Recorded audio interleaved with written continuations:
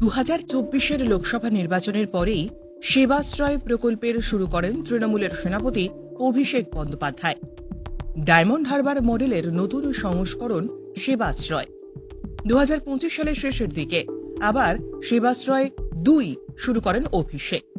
Diamond Harbour লোকসভার সাধারণ মানুষের জন্য এই বিশেষ উদ্যোগ নজর কেড়েছে সকলের। প্রশ্ন উঠতে শুরু করেছে, ডায়মন্ড হারবার কি রাজ্যের মধ্যে আরেকটি রাজ্য? 2024 লোকসভা নির্বাচনে 29টি আসন জেতে তৃণমূল কংগ্রেস। ডায়মন্ড হারবারে 7 লাখেরও বেশি ভোটে জেতেন তৃণমূল কংগ্রেসের সর্বভারতীয় সাধারণ সম্পাদক অভিষেক বন্দ্যোপাধ্যায়। এই চমকপ্রদ জয়ের জন্যই তিনি সেবাশ্রয় প্রকল্প চালু করেন। যে কোনো সাংসদ তার নির্বাচনী এলাকার জন্য বিশেষ কিছু করবেন, তাতে অস্বাভাবিকতার কিছু নেই। অভিষেক বন্দ্যোপাধ্যায়ও তার সংসদীয় এলাকার জন্য করছেন। এর মধ্যে দিয়ে তিনি কি প্রমাণ করলেন? তার দলের বাকি 28 জন সাংসদ অকর্মণ্য। অভিষেক বন্দ্যোপাধ্যায় নিজের সিভিল স্কোর বাড়াতে গিয়ে আসলে কাকে চ্যালেঞ্জ করলেন? নিজের দলের বাকি 28 জন সাংসদকে, নাকি রাজ্যের স্বাস্থ্যমন্ত্রী মমতা ব্যানার্জিকে? 2024 সালে লোকসভা নির্বাচনের পরেই এই বাংলা আর্যিকর ঘটনা প্রত্যক্ষ করেছে। সেই সময় রাজ্যের স্বাস্থ্য ব্যবস্থার নিদারুণ পরিস্থিতির কথা বলে সরব হয়েছেন আন্দোলনকারী চিকিৎসকেরা। তার কিছু পরেই অভিষেক বন্দ্যোপাধ্যায় সেবাশ্রয় প্রকল্প শুরু করেন ডায়মন্ড হারবারে। ওই এলাকার সাধারণ মানুষকে বিনামূল্যে উন্নত স্বাস্থ্য পরিষেবা প্রদান করার উদ্যোগ নেন। তখনই প্রশ্ন ওঠে, রাজ্যের স্বাস্থ্য ব্যবস্থার ভঙ্গুরতায় প্রলেপ দিতেই কি এই বিশেষ উদ্যোগ, নাকি কাটা ঘায়ে নুনের ছিটা দেওয়ার জন্য ওই উদ্যোগ? উদ্দেশ্য যাই হোক, ডায়মন্ড হারবারের বহু মানুষ সেই প্রকল্প থেকে সুবিধে পেয়েছেন, কিন্তু বাংলার অন্য সংসদীয় এলাকার মানুষ কেন এই পরিষেবা থেকে বঞ্চিত হবেন? ডায়মন্ড হারবারের মানুষ কোন শর্তের বিনিময়ে ওই বিশেষ সুবিধে ভোগ করছেন? তৃণমূল জিতলে তবে সেবাশ্রয় পাওয়া যায়? 7 লাখের বেশি ভোটে কোনো প্রার্থী জিতলে সেবাশ্রয় পাওয়া যায়?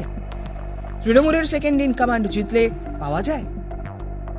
বাংলার 29টি লোকসভার মানুষ তৃণমূলকে জিতিয়েছে, তার মধ্যে কেন বাকি 28টি এলাকার মানুষ এই সুযোগ পাবেন না? তার থেকেও বড় বিষয়, এই রাজ্যে তৃণমূল কংগ্রেস ক্ষমতায় আছে, স্বাস্থ্যমন্ত্রী মমতা ব্যানার্জি। ডায়মন্ড হারবারের মানুষ দুয়ারে সেবাশ্রয় পেলে অন্য জায়গায় সেটা মিলবে না কেন? ডায়মন্ড হারবারের মানুষ কি প্রথম শ্রেণীর নাগরিক, আর বাকি 41টি লোকসভা কেন্দ্রের মানুষ কি দ্বিতীয় শ্রেণীর নাগরিক? অভিষেক বন্দ্যোপাধ্যায় তৃণমূলের সর্বভারতীয় সাধারণ সম্পাদক, তার দায়িত্ব শুধু ডায়মন্ড হারবারের জন্য সীমাবদ্ধ থাকতে পারে কি? নিজস্ব ভাবমূর্তি তৈরির পথে গিয়ে তিনি কি সাধারণ সম্পাদকের কর্তব্য থেকে দূরে সরে গিয়েছেন? ধরুন, দলের হয়ে তিনি যদি দমদমে প্রচার করতে যান, সেখানে যদি দমদমের সাধারণ মানুষ প্রশ্ন করে, আপনার দলের সাংসদ ডায়মন্ড হারবারে সেবাশ্রয় করছে, কিন্তু আপনার দলের সাংসদ দমদমে সেবাশ্রয় করতে পারেনি কেন? তাহলে সর্বভারতীয় সাধারণ সম্পাদক হিসেবে অভিষেক বন্দ্যোপাধ্যায় ঠিক কি জবাব দেবেন? মমতা বন্দ্যোপাধ্যায় যাদবপুর থেকে সর্বকনিষ্ঠ মহিলা সাংসদ নির্বাচিত হয়েছিলেন। তিনি কি যাদবপুর মডেল তৈরি করেছিলেন? মমতা ব্যানার্জি কি যাদবপুর মডেলের প্রয়োজন পড়েছিল? মমতা ব্যানার্জি ভবানীপুর থেকে বিধায়ক নির্বাচিত হয়ে 3 বারের মুখ্যমন্ত্রী। ভবানীপুরের মানুষ কি মুখ্যমন্ত্রীকে নির্বাচিত করার জন্য বিশেষ কোনো সুবিধে ভোগ করে থাকে? ভবানীপুর মডেল দেখা গিয়েছে কি? তাহলে কেন ডায়মন্ড হারবার মডেল? কেন ডায়মন্ড হারবার সেবাশ্রয় প্রকল্প? ডায়মন্ড হারবারের বাইরে একমাত্র নন্দীগ্রামে সেবাশ্রয় চালুর কথা বলেছেন অভিষেক বন্দ্যোপাধ্যায়।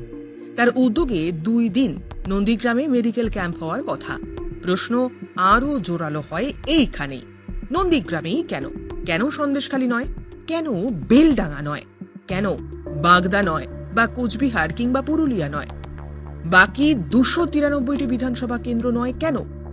অন্য এলাকার মানুষ কেন বারবার করে বঞ্চিত হচ্ছে? মুর্শিদাবাদ, মালদা থেকে প্রচুর মানুষ কলকাতার হাসপাতালে চিকিৎসা করাতে আসেন।